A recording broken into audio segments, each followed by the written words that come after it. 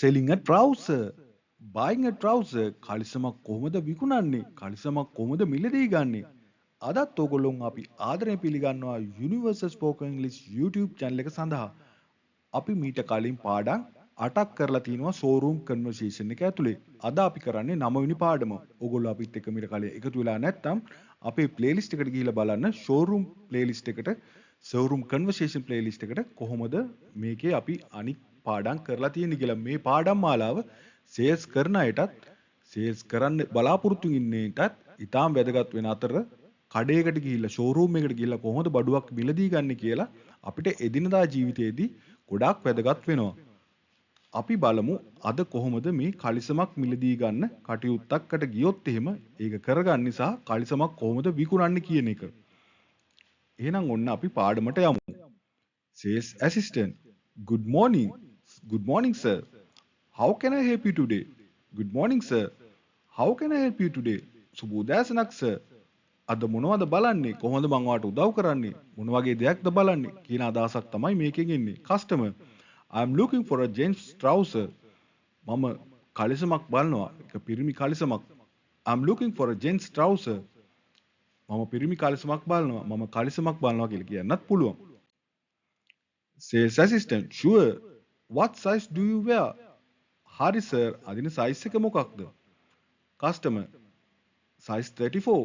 Size එක 34. Sure. What size do you wear? හරි sir අඳින size එක කියන්න. Customer. Size 34. Sales assistant. Formal trouser or casual trouser? ඔන්න මේක sales කරන අයට වැදගත් වෙනවා. අපේ trouser වර්ග කීපයක් තියෙනවානේ. එතකොට formal trouser එකක්ද casual trouser එකක්ද කියලා අහනවා යා. Formal කලිසමක්ද casual කලිසමක්ද? Customer. I need a formal trouser. For office wear. ඔන්න ඔෆිස් එකට අඳින්න තමයි යා ඉල්ලන්නේ formal trouser එකක්. formal කලිසමක් දෙන්න ඔෆිස් එකට අඳින්න කියලා ඉල්ලනවා. I need a formal trouser for office wear. Sales assistant. We have new office trousers here. We have new office trousers here. මෙන්න අලුත් ඔෆිස් කලිසම් ටිකක් තියෙනවා. අපි ගාව අලුත් කලිසම් තියෙනවා. We have new office trousers here. Customer. I like this black one.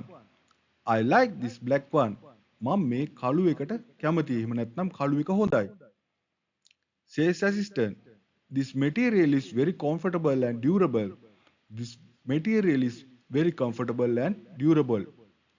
මේ රෙද්ද ගොඩක් පාසුයි සහ දිගට පාවිච්චි කරන්න පුළුවන්. ඒ කියන්නේ durable කියන්නේ ගොඩක් පාවිච්චිය හොඳ නම් විශේෂයෙන්ම ඔෆිස් අඳිනවා නම් ඒක durable වෙන්න ඕනේ.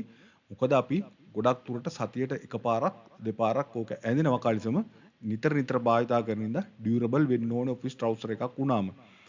How much is it? මේක කීයද? How much is it? customer අහනවා how much is it? Sales assistant. It is 4750. It is 4750. රුපියල් 4750යි. Do you have navy blue color too? Do you have navy blue color too? navy blue පාට තියෙනවද? Sales assistant. Yes, we have black, navy blue and grey. Yes, we have black, navy blue and grey. ඔව් කළු navy blue සහ අලු පාට තියෙනවා. Can I try this one? මේක ඇඳලා බලන්න පුළුවන්ද? Can I try this one? මේක ඇඳලා බලන්න පුළුවන්ද? Sales assistant. Of course, the fitting room is over there. Of course, the fitting room is over there. පුළුවන් change room එක අතන බලන්න. It fit perfectly. හොඳටම ගැලපෙනවා. It fits perfectly. ඒක හොඳටම ගැලපෙනවා. Sales assistant. It looks very smart on you, sir. It looks very smart on you, sir. Sirට ගොඩක් smart look එකක් තියෙනවා. Sales assistant. We also have matching office shirts and belts. We also have matching office shirts and belts. මේකට ගැලපෙන shirt සහ belt තියෙනවා. Customer. ඔන්න දැක්ක නේද? මෙයා මොකද්ද කරන්නේ දැන් sale එක වැඩි කරගන්න යන්නේ.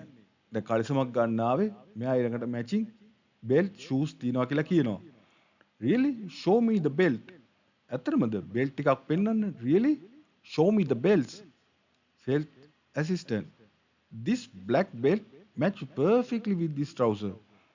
This black belt match perfectly with this trouser. මේ කළු බෙල්ට් එක මේ trouser එකට නියමටම ගැලපෙනවා. customer, okay, I'll take both. හරි, මම දෙකම ගන්නම්. okay, I'll take both. thank you very much sir. බොහොම ස්තුතියි sir. ඔගොල්ලොන්ට දැන් මේ පාඩමත් එක්ක එකතු වෙලා තේරෙනවා ඇති මේවා මහා ලොකු අමාරු පාඩම් නෙමේ. මේවා අර සවන් දීමට තමයි තියෙන්න ඕනේ. ඉතින් කලින් ඔයගොල්ලෝ ප්ලේලිස්ට් එකට එකතු වෙලා නැත්නම් අපේ ප්ලේලිස්ට් එක එකතු වෙලා බලන්න මේ පාඩම් වල කොහොමද මේ එකතු වෙලා තියෙන්නේ කියලා. හරිම ලේසි සරලව තමයි ඉංග්‍රීසි තියෙන්නේ. ඉතින් වයස් ભેදයකින් තොරව මේකේ පොඩි අයට පවා මොන්ටිසෝරි යන ළමයට පවා වීඩියෝස් තියෙනවා. ඒත් එක්කම වැඩට යන අයට පවා වීඩියෝස් තියෙනවා. ඉතින් ඉංග්‍රීසි බැරි අයට මුලින් ඉඳලා පටන් ගන්න අයට සහයෝගයක් දෙන්න මේක ෂෙයා කරලා කමෙන්ට් එකක් දාන්න අමතක කරන්න එපා. අදට අපි ගිහිල්ලා එන්න. සුබ දවසක්. ජය වේවා. අපි පාඩම් අංක 9 හමු වෙමු.